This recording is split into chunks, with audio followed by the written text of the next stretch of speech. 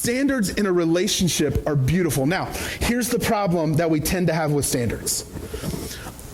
For a lot of people, we will have standards as long as we're not too lonely or too horny.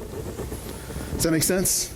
We will have standards as long as we're not too lonely and we're not too horny. As long as I'm not too excited, then I can have a standard. I can talk about standards all day. But if you get me in the heat of the moment, those standards fly out the window of my back seat. Right? See, here's the problem when it comes to standards is we are big on verbalizing standards, but we're not very big on actually living those standards out because they're difficult. Let's be real. I think most of us would agree that standards are a good thing. I think most of us would agree that boundaries are a healthy thing. But it's harder and harder to agree when things are getting hot and heavy, right?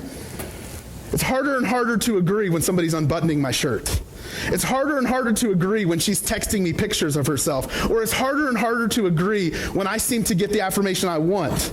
It's harder and harder to follow those standards because I feel really alone. I'm seeing all these other people with their future spouse. I'm seeing everybody else's life work out. They didn't do things the right way, so maybe I need to just settle. Here's the truth of it.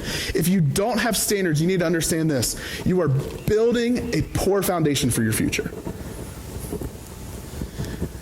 What we do now builds a foundation for 10 years from now. I'm not telling